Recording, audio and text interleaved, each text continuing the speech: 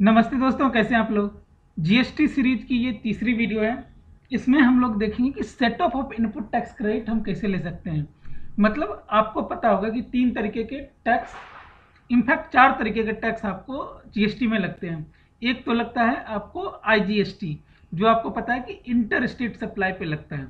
IGST किसके पास जमा होती है? तो ये होती है सेंट्रल गवर्नमेंट के पास।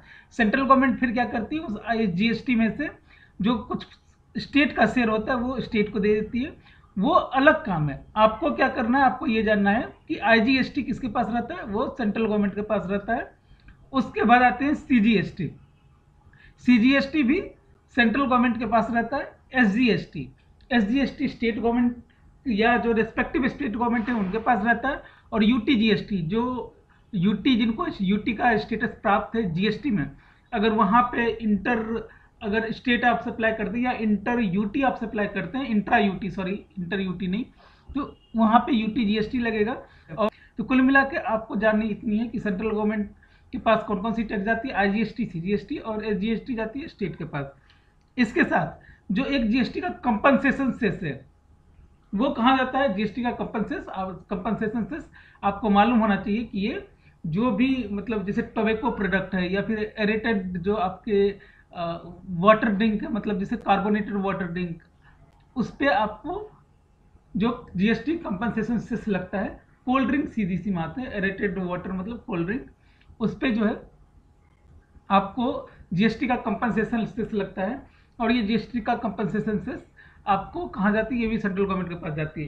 तो अब एक बात बताइए, जो स्टेट गवर्नमेंट की रेवेन्यू है वो एसजीएसटी है, तो क्या एसजीएसटी वाले बोलेंगे कि सेंट्रल गवर्नमेंट का टैक्स मेरे स्टेट गवर्नमेंट से सेट ऑफ कर लो? ये तो कोई नहीं बोलेगा।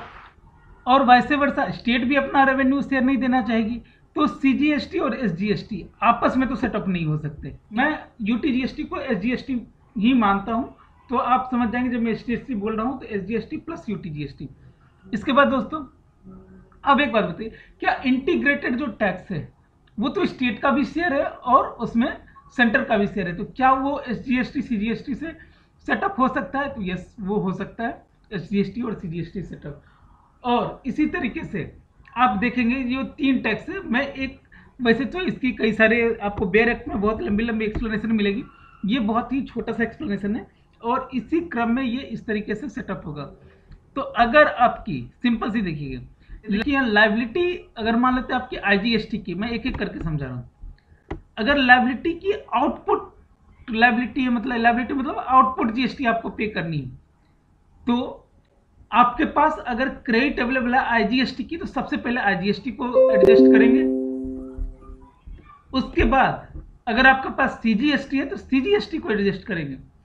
फिर भी अगर लाइबिलिटी सेटअप नहीं होती तो फिर एसजीएसटी है तो एसजीएसटी से सेटअप करेंगे। तो अगर लाइबिलिटी है आपके पास आईजीएसटी की, तो आपकी किस तरीके से होगा? आईजीएसटी सबसे पहले, उसके बाद सीजीएसटी, फिर एसजीएसटी। लेकिन अगर आपके पास आईजीएसटी की, अब ऐसे देखिएगा, आईजीएसटी की इनपुट टैक्स क्रेडिट है, तो आईजीएसटी की इनपुट टैक्स क्रेडिट आप सबसे पहले आईजीएसटी के आउटपुट टैक्स क्रेडिट से एडजस्ट कर देंगे।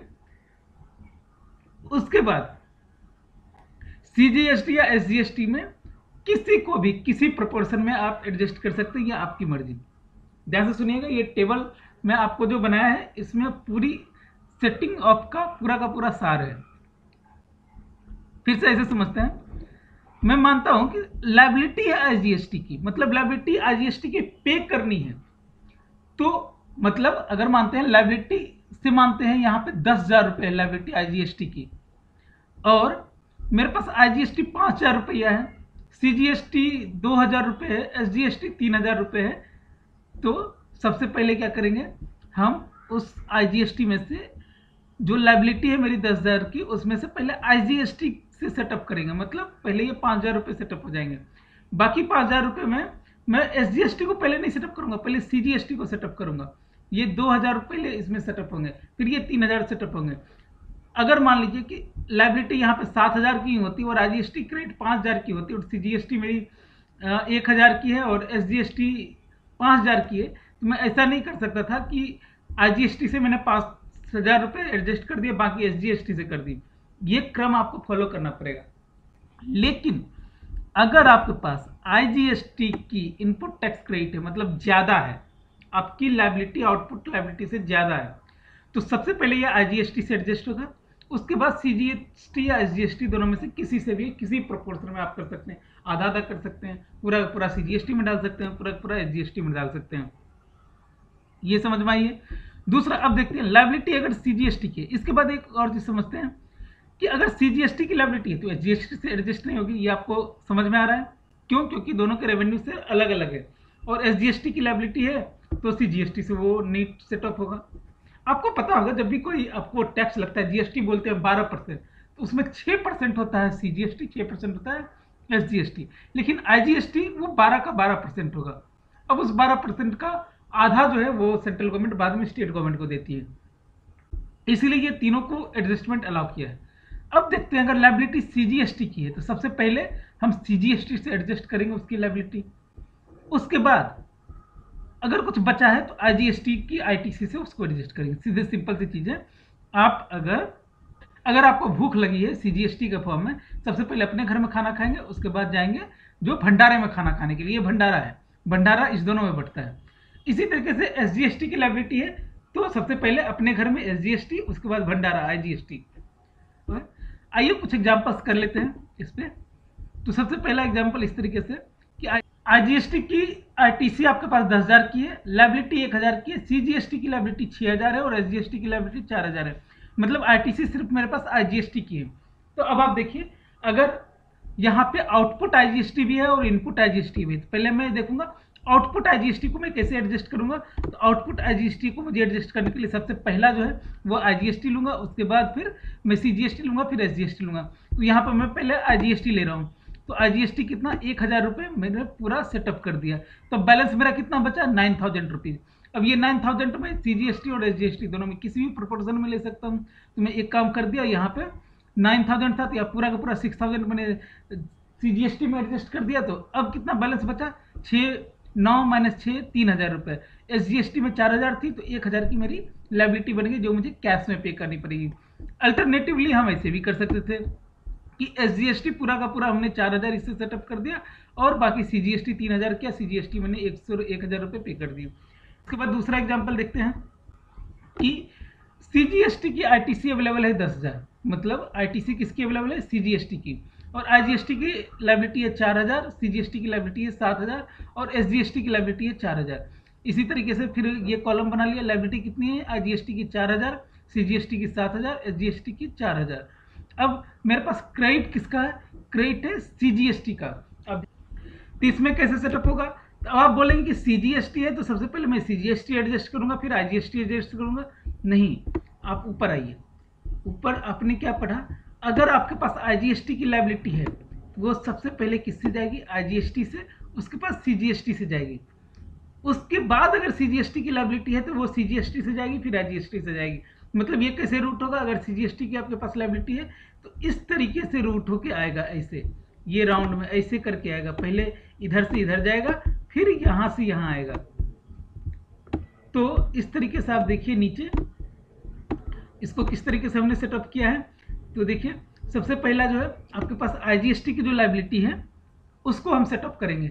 आईजीएसटी की लायबिलिटी पता है, सबसे पहले आईजीएसटी के इनपुट क्रेडिट से होगा, वो है नहीं, कोई बात नहीं। उसके बाद सीजीएसटी से करना है, सीजीएसटी का 10,000 रुपये अवेलेबल है तो यहाँ पे 10,000 रुपये में मैंने 4,000 सेटअप कर दिया, बाकी बचा 6,000। अब सीजीएसटी मेरी 7,000 में से 6,000 चली गई तो 1,000 मुझे सीजीएसटी पे करनी है, एसजीएसटी 4,000 रुपये पे करनी है। अगर कैसे आप एसजीएसटी की लायबिलिटी देख लीजिए, एसजीएसटी की लायबिलिटी 10,000, आईजीएसटी 4,000 और सीजीएसटी 7,000। इसी तरीके से आईजीएसटी 4,000 ये लायबिलिटी है, एसजीएसटी की 4,000 और सीजीएसटी की 7,000 है। तो क्या एसजीएसटी के आईटीसी से सीजीएसटी सेटअप होगा, वो अलाउ ही नहीं, ये पूरा का पूरा आपको पे करना पड़ेगा, सिंपल सी चीज़ है। उसके बाद सबसे पहले आईजीएसटी का जो अवेलमेंट होगा, सबसे पहले आईजीएसटी का आउटपुट टैक्स क्रेडिट हम एडजस्ट करेंगे। कैसे करेंगे, सबसे पहले आईजीएसटी से, उसके बाद सीजीएसटी से, फिर एसजीएसटी से, फिर एसजीएसटी की लायबिलिटी हमारी सेटअप होगी किससे, पहले एसजीएसटी से फिर आईजीएसटी से। तो यहाँ पे मेरे पास एसजीएसटी अवेलेबल है, आईजीएसटी का सबसे पहले हम यहाँ पे 4,000 रुपये दे दिए, बाकी बचा 6,000 रुपये। फिर मैंने यहाँ 4,000 था, यहाँ पे 4,000 रुपये मैंने एसजीएसटी में दे दिए। बाकी बचे 2,000 रुपये, वो हम 2,000 रुपये इससे एडजस्ट नहीं कर पाएंगे। आई होप कि ये आपको पूरी की पूरी जो सेटिंग ऑफ प्रोसेस है वो समझ में आई है।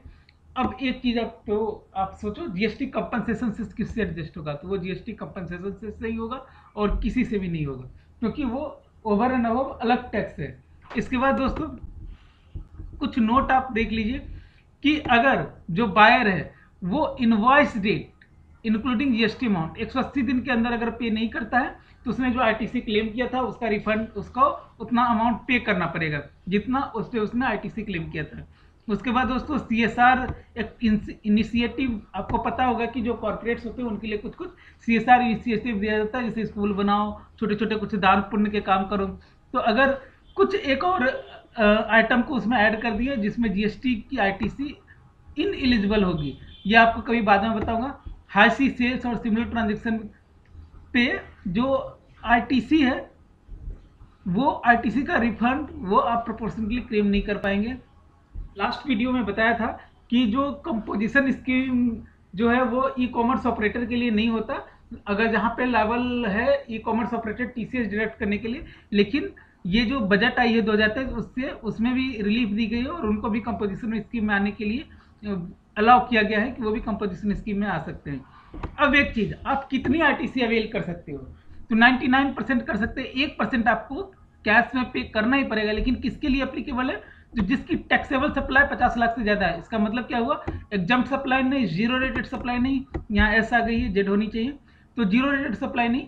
तो क्या होगा, अगर आपकी टैक्सेबल सप्लाई 50 लाख से ज्यादा है तो आप मैक्सिमम जो आप बेनिफिट ले पाएंगे आईटीसी का वो 99% ले पाएंगे, मतलब 1% तो कम से कम आपको कैश में पे करना ही पड़ेगा।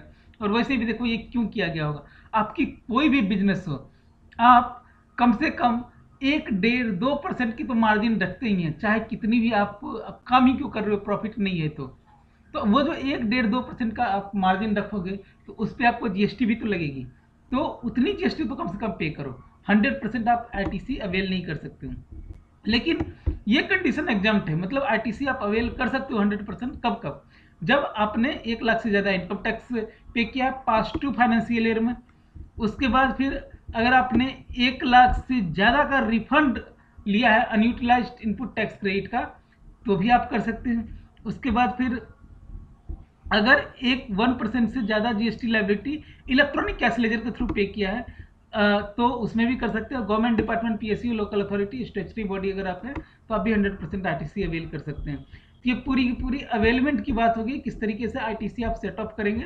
तो आई होप कि ये वीडियो समझ में आई है। फिर से हम एक नई वीडियो के साथ आएंगे जिसमें और भी नए कॉन्सेप्ट होंगे। ये जो वीडियो थी ये प्रोफेशनल्स के लिए और जो स्टूडेंट हैं सीए के उनके लिए थी, बिल्कुल ही ईजी लैंग्वेज में किस तरीके से आईटीसी की सेटलमेंट होगी। तो आई होप कि ये वीडियो आपको समझ में आई है। मिलते हैं फिर से आपसे एक नई वीडियो के साथ, तब तक के लिए मेरी तीसरा signing off. Thank you so much.